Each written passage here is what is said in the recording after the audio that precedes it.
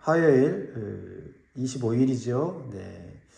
에스겔 46장 1절에 15절 말씀을 가지고 하나님 말씀 나누도록 하겠습니다. 기도의 제목, 말씀의 제목 한번 나눌까요? 날마다 예배의 문이 활짝 열리게 하소서. 우리의 삶에는 축복의 문들이 있어요. 건강의 문, 물질의 문, 기회의 문, 은혜의 문들이 있습니다. 그런데 그런 문들이 종종 닫힐 때가 있어요. 닫힐 때 참 우리의 삶이 힘들어지죠. 이러한 축복의 문들이 닫히는 것이 우연이 아니라 근본적인 문제가 해결되지 않고 계속해서 쌓일 때 열린 문들이 닫히게 되죠. 열려야 하는 문이 닫혔다는 것은 단순히 출입할 수 없다는 뜻만이 아닙니다. 축복을 주시는 하나님과의 관계와 교제가 중단되었다라는 뜻을 가지는 것입니다. 이스라엘 백성에게도 축복의 문, 활짝 열렸던 그 축복의 문이 완전히 닫혀버렸습니다. 그들은 하나님 백성이었어요. 그러나 그들은 하나님을 믿으면서도 우상을 숭배했고 제사를 드렸지만 마음은 하나님에게서 멀어졌습니다. 여전히 성전문 열려 있었고 예배의 문 열려 있었고 그래서 축복이 계속 임했습니다. 그러나 근본적인 문제가 해결되지 않으니까 결국은 성전문이 닫히더라. 예배의 문이 닫히더라라는 겁니다. 지도자들은 자신의 권세를 누리기 위해서 백성들을 섬기기보다 억압했고 착취했고 제사장들은 거룩된 것과 속된 것을 구별하는 것을 가르쳐주지 않고 그냥 좋을 대로 살았습니다. 결국 하나님의 영광이 성전을 떠났습니다. 예루살렘 무너졌고 성전문은 닫혔습니다. 성전문이 닫힌 것은 건물 하나가 폐쇄된 사건이 아니었습니다. 하나님과 백성의 교제, 즉 생명의 관계가 끊겼다라는 것입니다. 그런데 에스겔 40장 이후에 놀라운 반전이 일어나죠. 하나님께서 새로운 성전을 에스겔에게 보여주시면서 하나님의 영광이 다시 돌아옵니다. 그리고 오늘 본문 1절 이렇게 말씀하고 있습니다. 주 여호와께서 이같이 말씀하셨느니라. 안뜰 동쪽을 향한 문은 일하는 엿새 동안에는 닫되 안식일에는 열며 초하루에도 열고. 할렐루야.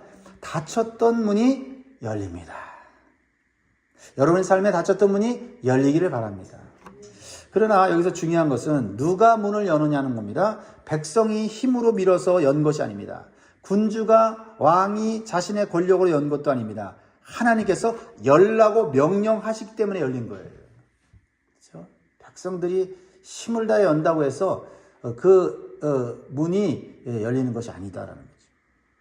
왕이 권세를 부린다고 해서 열리는 게 아니다. 하나님 닫으시면 열 자가 없어요. 하나님께서 먼저 은혜로 성전문을 열어주시니까 우리가 미룰 때 열어지는 거고, 그렇죠? 나아갈 때 열어지는 거지. 그래서 그 열린 문으로 나가서 예배 드릴 때 그 예배를 통하여 하나님이 은혜를 주시고 축복을 주신다라는 겁니다. 그렇다면 하나님께서 문을 열어주셨을 때 지도자와 백성은 어떤 자세로 예배 드려야 할까요? 오늘 본문의 말씀을 통해서 몇 가지 원리를 배우고자 합니다. 자, 첫 번째요. 사람이 아니라 하나님께서 중심이 되는 예배를 드려야 된다. 사람이 아닌 하나님이 중심이 되는 예배는 어떻게 드려야 될까? 1절부터 3절을 보면 주 여호와께서 이같이 말씀하셨느니라. 안뜰 동쪽을 향한 문은 일하는 엿새 동안엔 닫되 안식일에는 열며 초하루에도 열고 군주는 바깥문 현관을 통하여 들어와서 문벽 곁에 서고 제사장은 그를 위하여 번제와 감사제를 드릴 것이요 군주는 문 통로에서 예배한 후에 밖으로 나가고 그 문은 저녁까지 닫지 말 것이며 이 땅 백성도 안식일과 초하루에 이 문 입구에서 나 여호와 앞에 예배할 것이며. 여러분, 먼저 하나님께서 예배의 문을 열어주신다는 사실을 기억해야 된다. 1절에서 열며라는 이 단어는요, 능동형이 아니라 수동형이에요. 열릴 것이다. 열릴 것이다. 그러니까 우리가 예배당에 와서 예배 드릴 때 하나님 열어주셨기 때문에 왔습니다. 그 마음이 있어야 된다. 그 마음이 어떤 마음이에요? 열어주셔서 감사하고, 열어주셔서 다행이고, 그렇죠? 나 같은 죄인이 어떻게 하나님 앞에 예배 드릴 수 있을까 하면서 감격해하는 그 마음이 있어야 한다는 거죠. 보면 하나님이 정하신 때에 하나님의 명령으로 문이 열리지 않습니까? 사람이 자기 마음대로 문을 여는 것이 아니다라는 거죠. 이러한 생각에서 우리의 예배가 시작돼야 된다. 그것이 하나님이 중심이 되는 예배다라는 거죠. 그렇습니다. 우리는 다시 한번 예배 드릴 때, 예배 드리러 나올 때 우리는 다시 한번 우리의 마음을 새롭게 해야 됩니다. 우리는 하나님께 나올 자격이 없다. 하나님께서 어린 양 예수 대신 예수 그리스도를 통해서 우리의 죄를 다 사하시고, 그렇죠? 우리에게 하나님 앞에 나올 수 있는 자녀의 권세를 주셨기 때문에 나오는 것이다 라는 겁니다. 예배는 우리가 하나님께 베푸는 호의가 아니에요. 어떤 사람들은 예배 드려주러 왔다 이렇게 생각하는 사람이 있어요. 하나님께서 우리를 초청하지 않으면, 부르지 않으면 우리는 결코 나올 수가 없습니다. 이것은 마치 왕이 궁전의 문을 열고 백성을 초대하는 것과 같아요. 백성이 왕을 만나주는 것이 아닙니다. 왕이 자격 없는 백성을 은혜로, 긍휼로 불러주시는 것입니다. 사랑하는 성도 여러분, 우리가 오늘 하나님께 예배드릴 수 있다는 사실 자체가 은혜인 것을 믿으십니까? 아멘. 건강해서 나온 것만은 아닙니다. 시간이 있어서 나온 것만도 아닙니다. 내가 남들보다 신실해서 나온 것만도 아닙니다. 하나님께서 우리를 은혜로 불러주셨기 때문에 나온 것입니다. 그래서 우리는 예배의 시간을 먼저 구별해서 드려야 됩니다. 예배의 시간을 구별해야 됩니다. 여러분, 예배의 문이 언제 열리죠? 안식일과 초하루에 열렸잖아요. 무엇을 의미해요? 안식일은 한 주의 하루를 하나님께 구별하여 드리는 날입니다. 내가 정한 날이 아니에요. 누가 정해요? 하나님이 정하셨다. 초하루는 어떤 의미를 갖고 있죠? 그 달의 시작 아닙니까? 시작, 처음. 하나님께 드려야 한다는 거죠. 하나님은 굉장히 첫 것을 중요시 여겨요. 하나님께서 이스라엘의 삶 속에서 예배의 리듬을 만들어 주십니다. 이 예배의 리듬은 삶의 리듬이고, 이 삶의 리듬은 하나님의 축복의 리듬이에요. 매주 안식일을 통해서 하나님을 바라보게 하죠. 그리고 매달 하나님께 새로운 시간을 맡기는 날을 주셨죠. 그리고 13절에 15절에 보면요, 아침마다 하나님을 찾게 하셨어요. 아침마다. 자, 13절 보십시오. 아침마다 1년 되고 흠없는 어린 양 한 마리를 번제를 갖추어 나 여호와께 드리고, 또 아침마다 그리고 함께 드릴 소재를 갖추되 곧 밀가루 6분의 1 에바와 기름 3분의 1 흰을 섞을 것이니 이는 영원한 규례로 삼아 항상 나 여호와께 드릴 소재라. 15절 같이 있습니다. 이같이 아침마다 그 어린 양과 밀가루와 기름을 준비하여 항상 드리는 번제물로 삼을지니라. 여러분, 아침마다 드리라는 것은 교회가 정한 게 아니에요.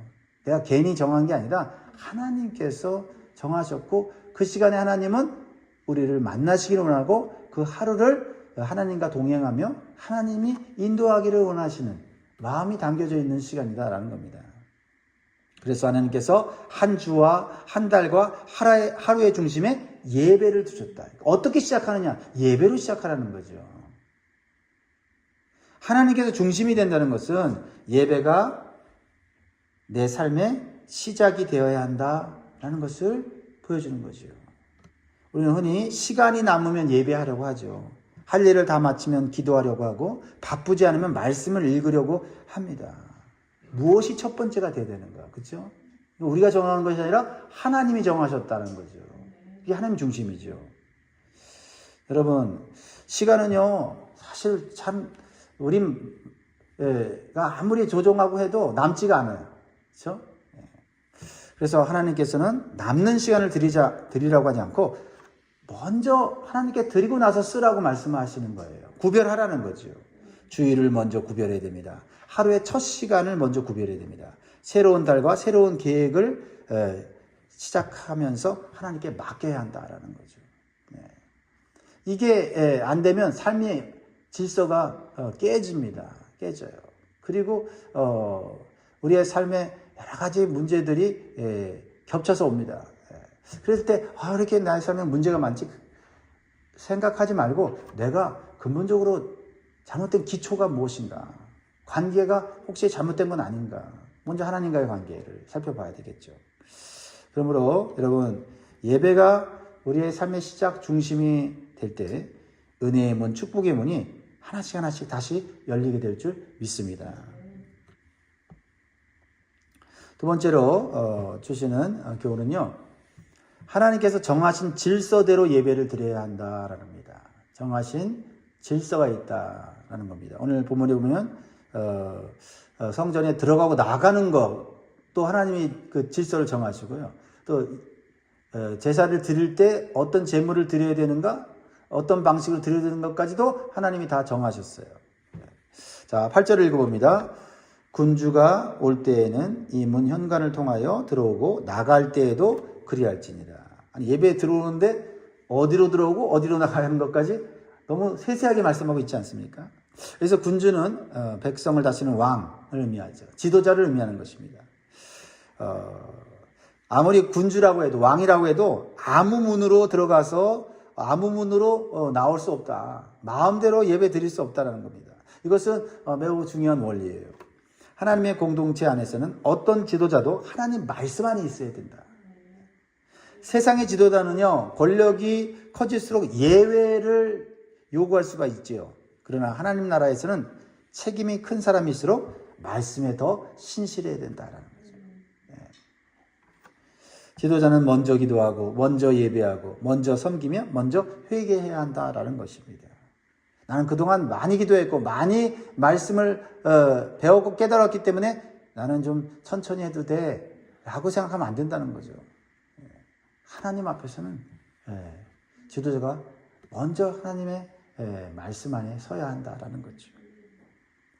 우리는 대단한 단체의 지도자는 아니지만 우리는 가정과 또 우리가 속한 부서의 지도자들입니다.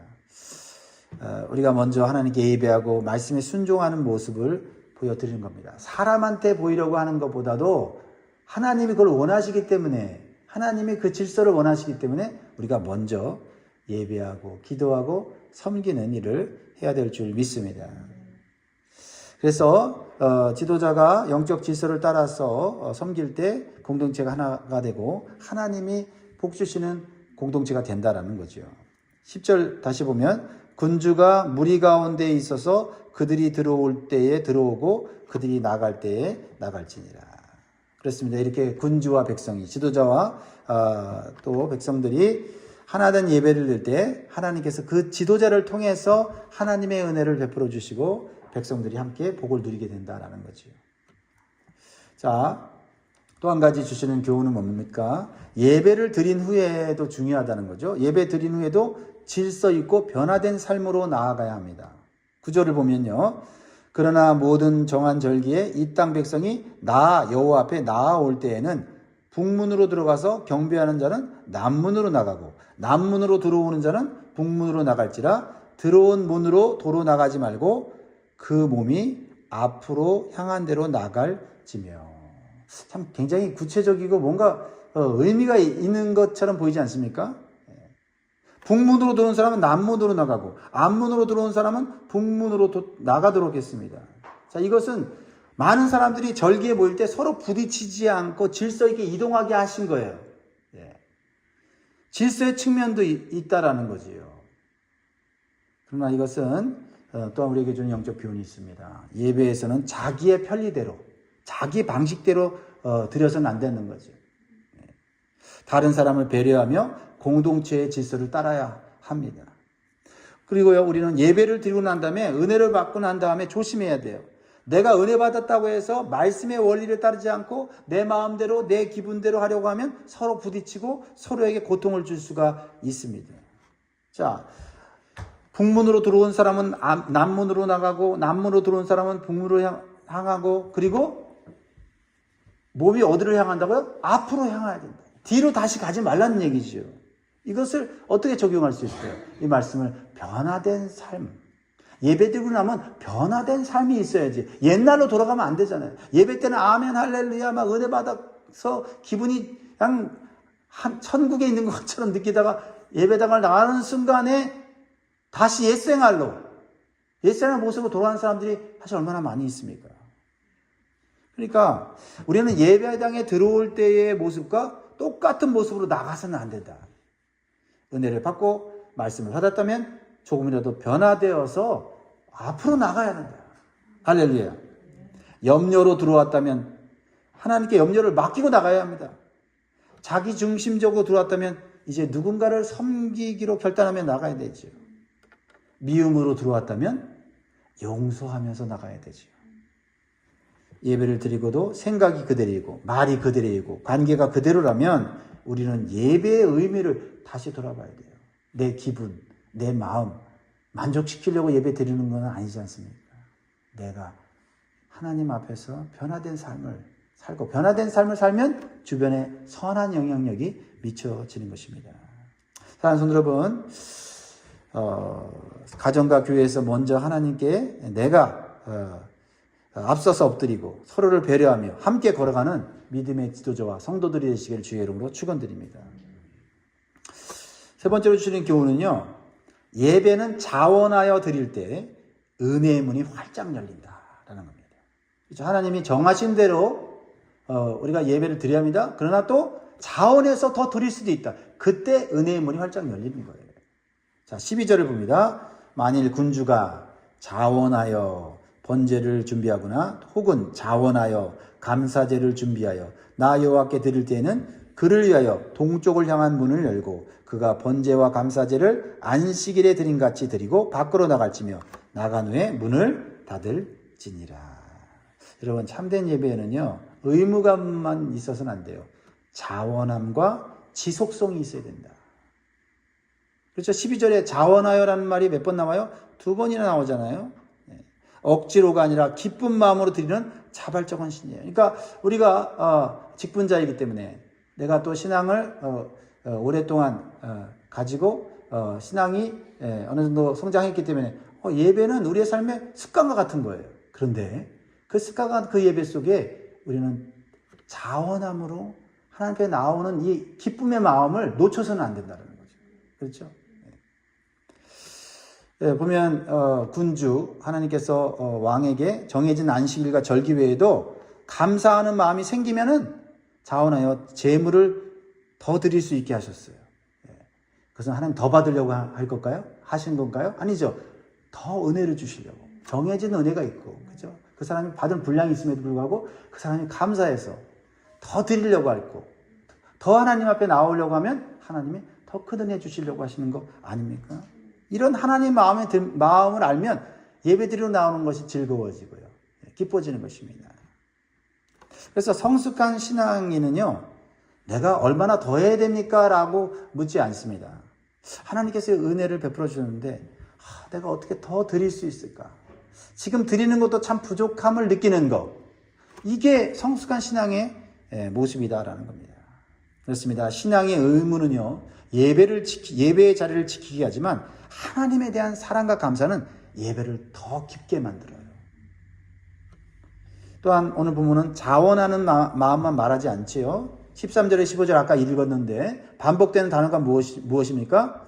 아침마다, 항상 이라는 단어가 나오지 않습니까?